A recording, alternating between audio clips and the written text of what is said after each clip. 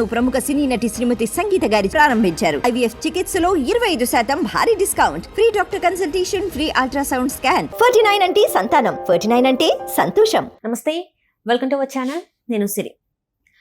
అమరావతి అభివృద్ధి చెందడానికి కేంద్రం నుంచి అయితే 15,000 కోట్ల రూపాయలను అయితే అప్పుగా ఇచ్చింది అని చెప్పేసి అయితే కొంతమంది మాట్లాడుతున్నారు. అయితే ఇది అప్పు అంటే ఇది రాష్ట్ర ప్రభుత్వం కట్టాలా లేకపోతే కేంద్ర ప్రభుత్వం ఈ అప్పును తీర్చాలా అనే సందేహాలు అయితే చాలా వరకు వస్తున్నాయి. మరి ఈ సందేహాలని క్లియర్ చేయడానికి మనతో పాటు ఉన్నారు ప్రముఖ సీనియర్ జర్నలిస్ట్ జగదేవ్ గారు. నమస్కారం సార్. నమస్తే అమ్మా. సార్, ఇప్పుడు చూస్తుంటే కేంద్రం నుంచి అయితే అమరావతి అభివృద్ధికి అంటే క్యాపిటల్ సిటీ అభివృద్ధి చేయడానికి కేంద్రం అయితే 15,000 కోట్ల రూపాయలు అయితే ఇవ్వడం జరిగింది. తర్వాత కూడా ఏంటంటే ముందు ఇంకేమన్నా కావాలంటే కూడా ముందు కాలంలో కూడా హెల్ప్ చేస్తాము మేము అని చెప్పేసి మాట్లాడడం జరిగింది. అయితే ఈ అప్పు మరి రాష్ట్ర ప్రభుత్వం మీద పడుతుందా లేకపోతే కేంద్రం ఈ అప్పును మొత్తం తీర్చుతుందా అని చెప్పేసి మరి కొన్ని సందేహాలు అయితే వెలువడుతున్నాయి. సో మరి ఇది ఎలా ఉండబోతుంది? కేంద్రం తీరుస్తుందా లేకపోతే రాష్ట్రం తీరుస్తుంది అప్పుని? ఫస్ట్ థింగ్, అది అప్పు రూపంలోనూ లేదా గ్రాంట్ రూపంలోనూ మొత్తానికి రావడం అనేది సంతోషకర విషయం. ఎందుకంటే ఒక సగటు మధ్యతరగతి వాడిగా నేను చెప్తున్నా, మధ్యతరగతి వాడు ఎప్పుడు కూడా కూడబెట్టి కట్టేద్దాము చేసేద్దామంటే అది అవ్వని పని. ఎవరైనా సరే కేవలం వాడు ఉన్న శాలరీయో వాడుకున్న ఆదాయ వనరుల ప్రకారము బ్యాంకు నుంచి తీసుకున్న అప్పుని దాని ద్వారా ఇల్లు కానీ కారు కానీ స్థలం కానీ ఇంకేమైనా తీసుకుంటాడు. సో అంటే తర్వాత ఈఎంఐ రూపంలో అసలు అప్పు ఇవ్వడం కూడా గొప్ప విషయమేగా. నీ దగ్గర ఏ డాక్యుమెంటు లేకుండా నీ ఆదాయ వనరులు ప్రూఫ్స్ చూపించుకోకుండా ఐటీ రేటర్స్ లేకుండా నీకు అప్పు బ్యాంకు కూడా ఇవ్వడు. అట్లాంటిది ఒక రాష్ట్రాన్ని ప్రభుత్వాన్ని ఇవాళ ఈ ప్రభుత్వం ఉంటుంది, రేపు ఉండకపోవచ్చు. మరి ఏ దృక్పథం మీద వరల్డ్ బ్యాంకు అప్పుగా ఇచ్చింది అనుకుంటున్నారు? అదేనా గొప్ప విషయమేగా.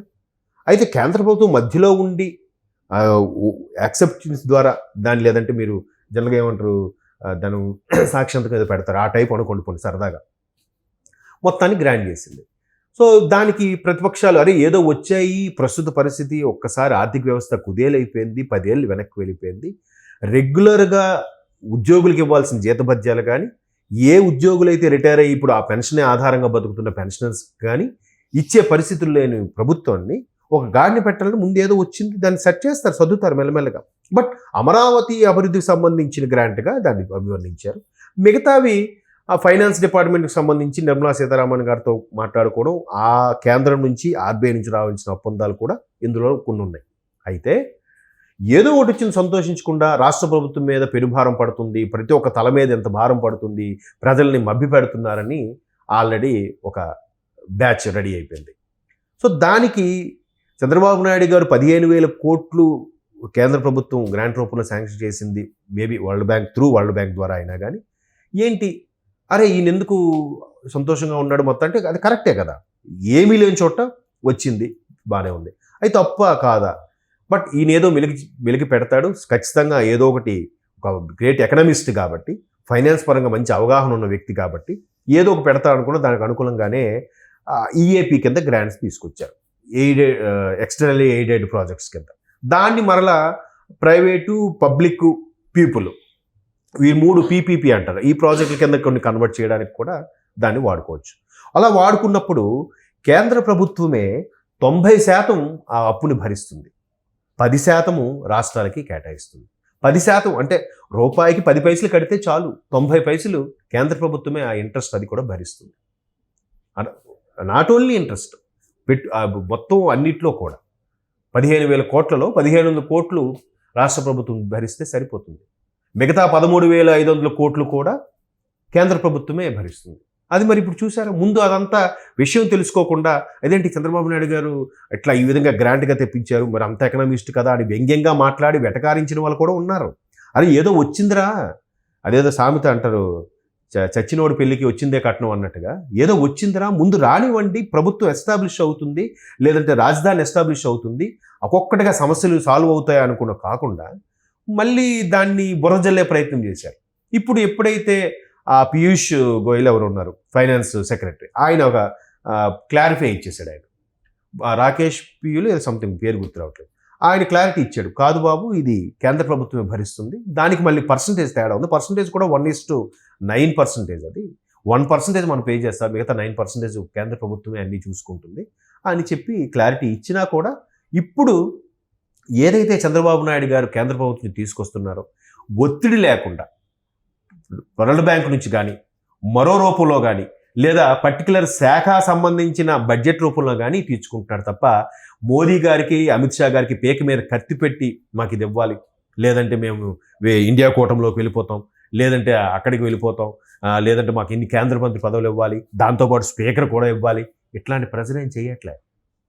సో వాళ్ళకి అది అరే బాబు గారు ఏంటి ఇంత చేంజెస్ ఈ ఏజ్లో అంత బాగా కష్టపడుతున్నాడు, ఇన్ని చేంజెస్ కనిపిస్తున్నాయి, మనకి ప్రభుత్వానికి సపోర్ట్ ఇస్తూనే ప్రభుత్వానికి ప్రెజర్ లేకుండా వాళ్ళ రాష్ట్రానికి అవసరమైనవి అన్నీ ఇస్తూ, మరోవైపు బీజేపీకి రాష్ట్ర ప్రభుత్వంలో మరలా ఓటు బ్యాంకు పెంచేలాగా వాళ్ళకి కొంతమంది ఎమ్మెల్యేలు కల్పించే పరిస్థితి తీసుకొచ్చారు కదా బాబు గారు, బికాస్ ఆఫ్ చంద్రబాబు నాయుడు గారు.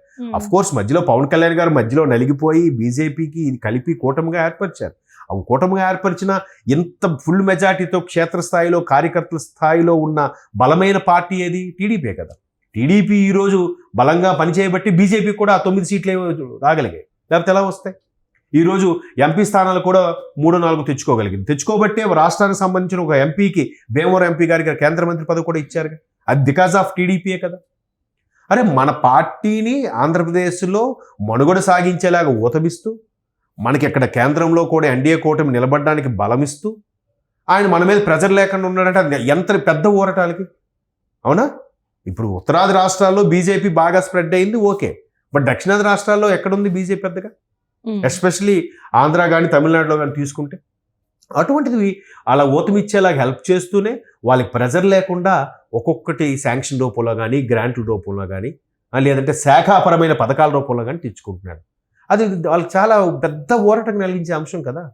అందుకే వాళ్ళు ఏమంటున్నారు, బాబు ఎన్డీఏ కన్వీనర్గా గతంలో మీరు పనిచేశారు, ఇప్పుడు కన్వీనర్ అంటారో లేదా ప్రెసిడెంట్ అంటారో మీ ఇష్టం, మీరే అది మీరు ఉండండి, అవసరమైతే మీరు ప్రధానిగా అవుతారన్న మేము ఓకే అన్నట్టుగా మాట్లాడుతున్నారట ఇప్పుడు ఆయన. ఎందుకంటే అంతమందిని కలుపుకోయే ప్రయత్నం చేస్తున్నాడు. ఎక్కడ ఎన్డీఏ కూటమిలో ఉండే ఏ ఎంపీ ఏ కేంద్ర మంత్రిగా ఉన్నా కూడా వాళ్ళతో కూడా సఖ్యంగా ఉండి రాష్ట్రానికి అవసరమైన శాఖాపరంగా నిధులు తెప్పించుకునే ప్రయత్నం చేస్తున్నాడు. 2014-18 మధ్యలో కూడా అలాగే చేశాడు ఆయన.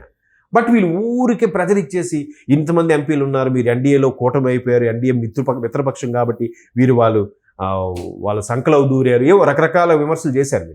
అయినప్పటికీ ఆయన అక్కడ ఎందుకో సరే ఇప్పటికే 4 ఏళ్ళు అయిపోయింది, ఇంకా మనకి స్పెషల్ స్టేటస్ లేదు, స్పెషల్ ప్యాకేజీలు కూడా సరిగ్గా ఇవ్వట్లేదని చెప్పి ప్రజలు తప్పుగా అనుకుంటారేమో బయటకు వచ్చాడు.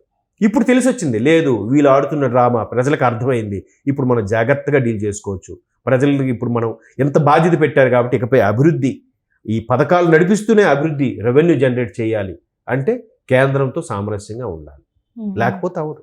ఒకవేళ వైసీపీ లాంటి ప్రభుత్వాలు మరలా వస్తే ఏ ప్రభుత్వంతో పని చేయించుకుంటే చెప్పండి? కాంగ్రెస్లోక బయటకు వచ్చే కాబట్టి వెళ్ళలేదు, ఇటు బీజేపీలో కూడా పొత్తు లేదు, ఆల్రెడీ టీడీపీ జనసేన ఉన్నాయి కాబట్టి ఎట్లా వెళ్తాయి? రేపు పొద్దున మళ్ళీ ఎలక్షన్స్కి కూడా ఆల్రెడీ బీజేపీతో ఈ 2 పొత్తున్నాయి, కాంగ్రెస్లో కలవలేదు. 2029 మా టైం వస్తుందని ఇప్పటి నుంచి చెప్తున్నారు, కానీ టైం వచ్చినా ఏం చేయగలరు మీరు? రాష్ట్ర ప్రభుత్వానికి ఏదైనా గ్రాంట్ చేయగలరా? ప్రభుత్వాన్ని మరలా సస్యశ్యామలంగా చేయగలరా? రాష్ట్రాన్ని లేదా ప్రభుత్వాన్ని సామరస్యంగా నడిపించగలరా? లేదు. దాన్ని డైవర్ట్ చేయడానికి మళ్ళీ విమర్శలు, పర్సనల్ అటాక్స్ చేస్తూ 5 ఏళ్ళు కాలం గడిపేస్తారే తప్ప ఏం చేస్తారు? ఏం చేయలేరు. సో ఎంత సపోర్ట్ ఇస్తున్నా పార్టీకి, ప్రభుత్వానికి, కూటమిలో అక్కడ సెంట్రల్లో సపోర్ట్ ఇస్తూ ఇక్కడ రాష్ట్రంలో పార్టీని ఉద్ధరిస్తూ జాగ్రత్తగా నడిపిస్తుందానికి అరే నిజంగా మనం బాబు గారిని చూసి మనం ఫాలో అవ్వాలేమో అనే స్థాయిలో వాళ్ళిద్దరూ ఆలోచిస్తున్నారంటే గొప్ప విషయం కదా. Right, thank you so much.